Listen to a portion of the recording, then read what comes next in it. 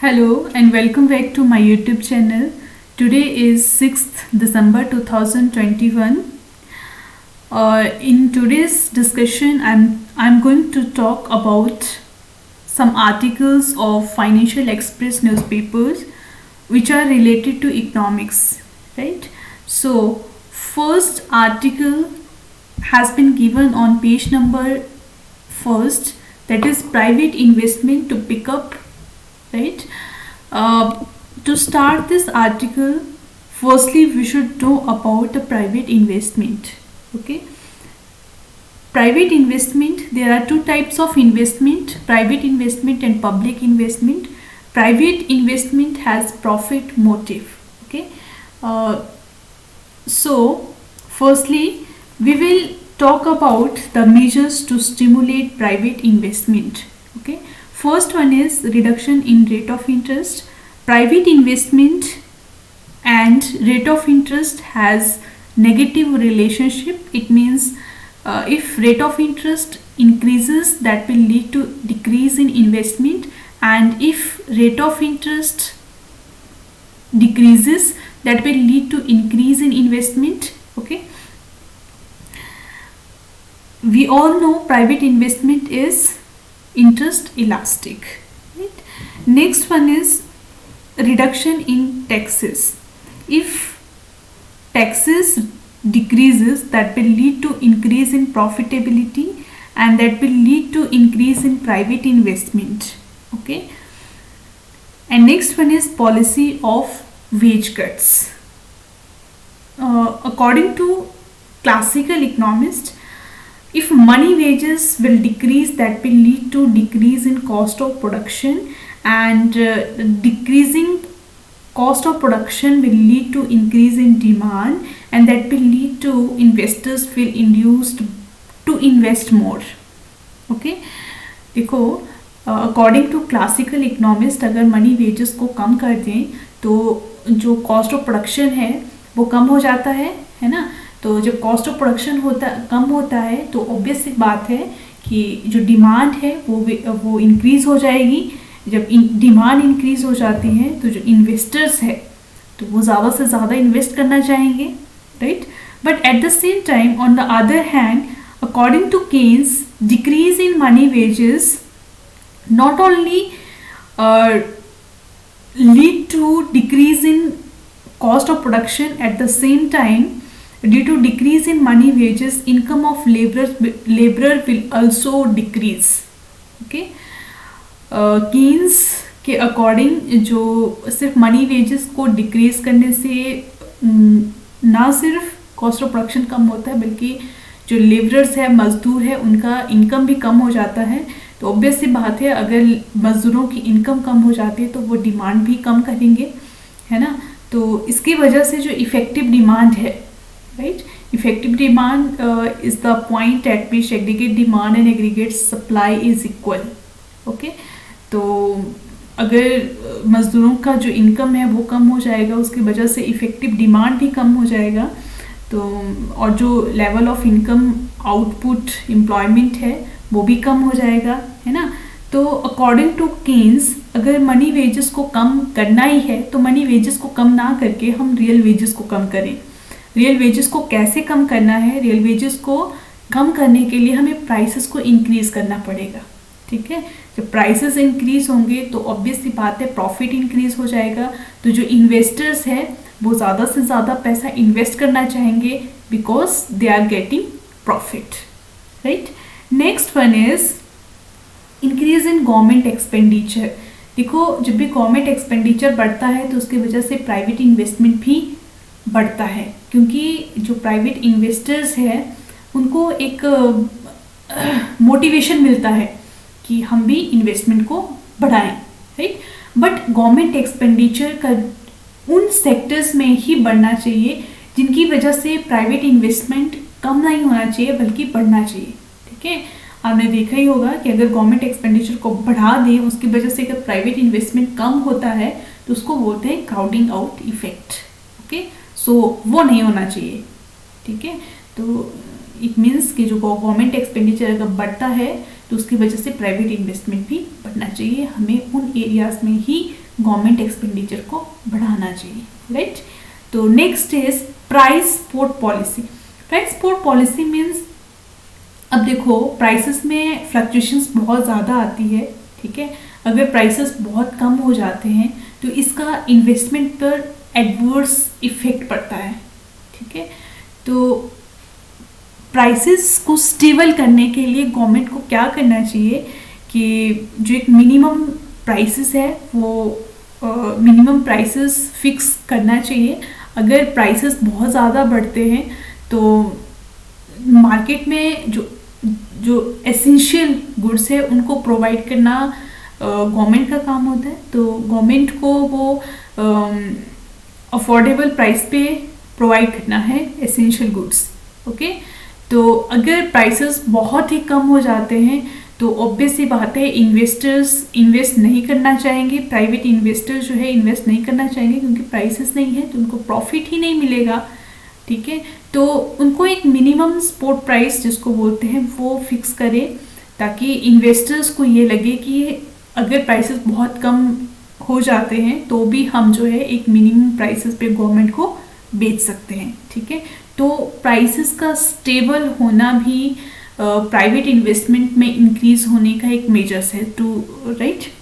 तो next is एक होता है अगर मार्केट में मोनोपोली किसी गुड्स को लेकर मोनोपोली बढ़ जाए तो वो भी प्राइवेट इन्वेस्टमेंट को इफेक्ट करती है, ठीक है। तो we should abolish monopolistic tendencies, okay. क्योंकि अगर मोनोपोली कम हो जाएगी तो ऑब्वियसली बात है बहुत सारी फर्म सेंटर्स होगी तो इसकी वजह से कंपटीशन इंक्रीज होगा, है ना। तो कंपटीशन इंक्रीज होगा तो वहाँ पे प्राइवेट इन्वेस्टर्स अपने इन्वेस्टमेंट को बढ़ाएंगे, ठीक है। नेक्स्ट इज अगर रिसर्च पे ज़्यादा से ज़्यादा गवर्नमेंट ज़्यादा से ज़्यादा स्पेंड करे तो जब बहुत ज़्यादा रिसर्चेस होती है तो उसकी वजह से प्रॉफिट इंक्रीज होता है, तो that increased profit will lead to increase in investment, ठीक है। तो रिसर्चेस जो है वो इन्वेस्टर्स को अट्रैक्ट करते हैं, ठीक है। Next is pump priming. Pump priming means to increase public investment, ठीक है। तो पब्लिक को ऐसे एरियाज में इन्वेस्टमेंट बढ़ाना चाहिए जो प्राइवेट इन्वेस्टर्स को अट्रैक्ट करे, जैसे जो ये नहीं होते सेज स्पेशल इकोनॉमिक जोन वगैरह। तो स्पेशल इकोनॉमिक जोन जब बनते हैं तो ये सब चीज़ें प्राइवेट इन्वेस्टर्स को अट्रैक्ट करते हैं, ठीक है। तो all these measures can be adopted by government to stimulate private investment, okay. तो next article is revenue boost. States maintain healthy capex pace. Here the word capex is capital expenditure, okay.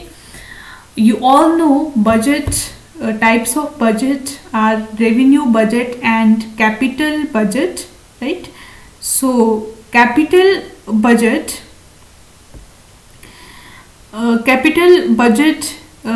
is that which either creates an asset or reduces liability, right? That is called capital expenditure, okay. So we can say that capital expenditure create permanent asset and yield periodical income, okay. That is loans given to state government and local bodies are also included in capital expenditure, okay. So in this article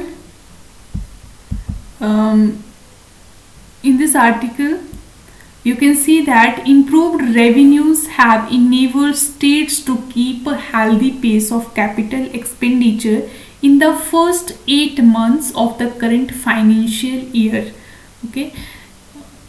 जैसे देखो जो revenue expenditure है और capital expenditure है, capital expenditure का बढ़ना अच्छा होता है क्योंकि इसकी वजह से एक तो देखो प्रोडक्टिव कैपेसिटी जो असेट्स है वो बढ़ता है, ठीक है। तो इसलिए कैपिटल एक्सपेंडिचर अगर बढ़ जाता है तो वो इकोनॉमी के लिए अच्छा होता है as compare to revenue expenditure, okay. Next article is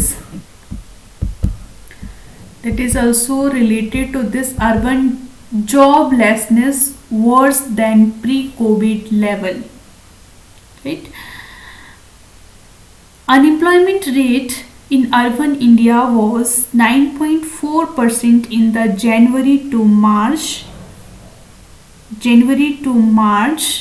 2021 quarter, higher than 9.1% recorded in the year ago quarter, okay. Firstly, we should know about joblessness, okay. If we want to measure joblessness, there is unemployment rate, okay. This is one aspect of economic performance, right? The unemployment rate is one aspect of economic performance, is how well an economy uses its resources, right? Because an economy's workers are its chief resource, right? Keeping workers employed is a paramount concern of economic policymakers, right?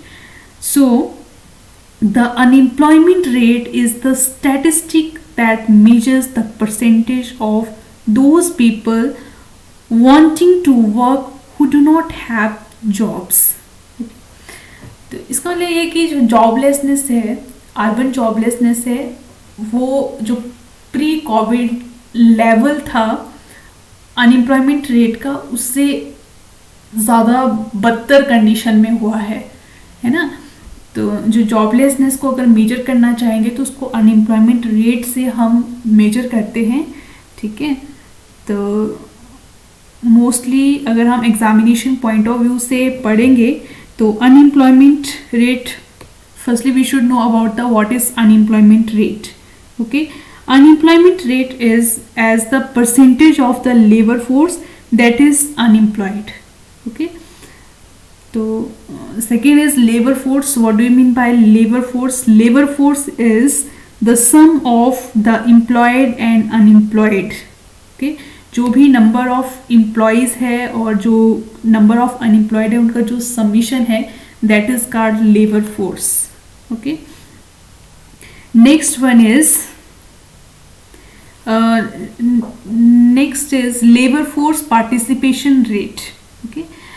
Labor force participation rate is the percentage of the adult population that is in the labor force, okay. जो adult population है उनका labor force उनमें से कितना percent है, okay. So these are the articles which are related to macroeconomics, okay. So that's all for today. Thanks to all of you.